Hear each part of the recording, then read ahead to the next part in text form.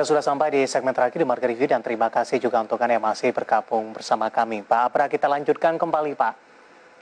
Iya Mas David. Ya, dari sisi sumbangan terhadap ekonomi, kegiatan mudik lebaran memberikan kontribusi yang cukup besar Pak. Kalau kita lihat dari siklus tahunan, ini terjadi sebelum pandemi begitu. Bagaimana kondisinya setelah terjadinya pandemi, terutama di tahun 2021 ini, Pak Abra? Ya, memang momentum Lebaran dan mudik ini setiap tahun ini menjadi momentum yang paling besar dalam mendorong pertumbuhan ekonomi, terutama di kuartal kedua. Nah, karena setiap tahun itu peredaran uang di daerah ketika dilakukan mudik itu sekitar 150 triliun sampai 200 triliun. Nah, tahun lalu saja itu larangan mudik, tetapi uang yang beredar juga cukup tinggi sampai 160 triliun, tetapi turun 17%.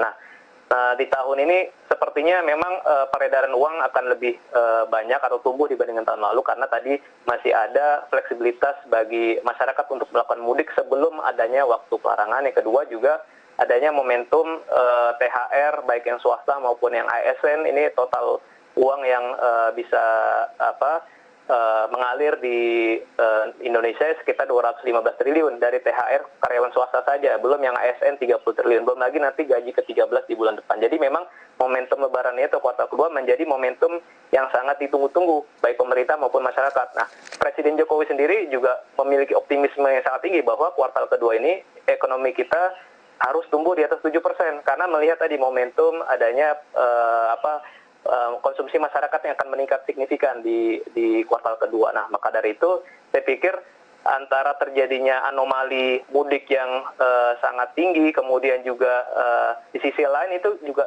sebetulnya menguntungkan buat peredaran uang di daerah. Nah, kalau kita lihat sebagai gambaran real aja, kemarin kan setelah Lebaran terjadi kunjungan wisatawan di beberapa tempat seperti di Ancol, di Jawa Barat ya, sangat membludak. Itu kan menunjukkan bahwa sebetulnya satu sisi memang ada dampak negatif terhadap resiko penurunan COVID, tapi sisi lain perputaran uang pasti sangat besar, apalagi sampai 40 ribuan orang yang mendatangi Ancol, belum di mall ataupun di tempat wisata yang lain di seluruh Indonesia. Jadi saya pikir masih ada harapan ekonomi kita di kuartal kedua bisa tumbuh sesuai dengan harapan, artinya bisa tumbuh positif, tetapi tentu yang harus diantisipasi adalah risikonya terjadinya lonjakan kasus COVID, dan ini pemerintah harus mengantisipasi. Baik, tidak hanya mengejar dari pertumbuhan ekonomi di kuartal kedua, Pak Abran. Next-nya seperti apa begitu ketika kita sama-sama memang tidak menginginkan kasus COVID-19 akan kembali mengalami peningkatan begitu, apalagi seperti yang terjadi di India, Pak Abra. Bagaimana Anda melihat langkah antisipasi yang dilakukan oleh pemerintah terkait hal ini, Pak, terutama untuk arus balik begitu? Jangan sampai nanti upaya perbaikan ekonomi yang dilakukan, kemudian penyebaran COVID-19 kembali meningkat, justru ini semakin memperlambat dari sisi pemulihan, Pak Abra. Iya, kalau saya mungkin ada 3 poin utama. Pertama adalah memastikan bahwa seluruh warga yang datang kembali ke kota, ke Jakarta itu untuk dipastikan semuanya melakukan tes. Jadi untuk memastikan mereka terbebas dari COVID, kalaupun ada yang terjangkit positif, mereka secara sadar harus difasilitasi untuk melakukan isolasi baik di karantina oleh pemerintah maupun isolasi mandiri. Kedua, program vaksinasi ini juga harus segera dikejar karena kita tidak bisa juga bermimpi seperti di Amerika yang masyarakatnya sudah diperbolehkan untuk melepas masker setelah divaksin karena kita baru 5%. Persentase vaksin di Amerika sudah 60%.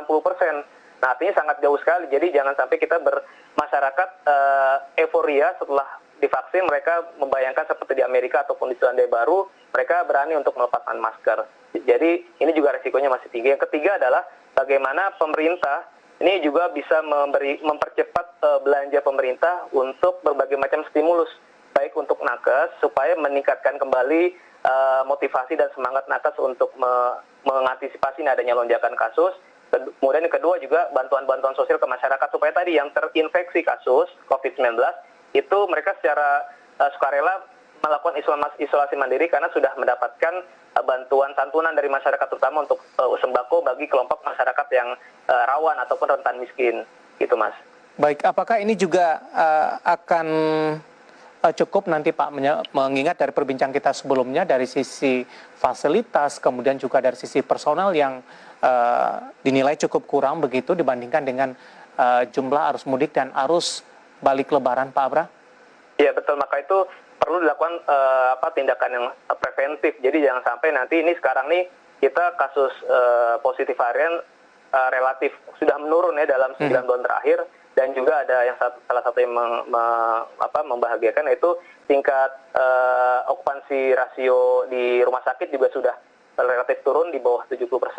Tetapi ini kan harus dijaga, jangan sampai nanti kita kewalahan lagi sampai rumah sakit penuh lagi kayak waktu puncak COVID dulu. Makanya perlu diantisipasi di lingkup mikro, apalagi sekarang kebijakan adalah PPKM skala mikro. Nah, pemerintah mau tidak mau harus memfasilitasi tadi untuk melakukan swab, melakukan tracing, kemudian juga memberikan bantuan buat masyarakat yang rentan untuk melakukan mobilitas.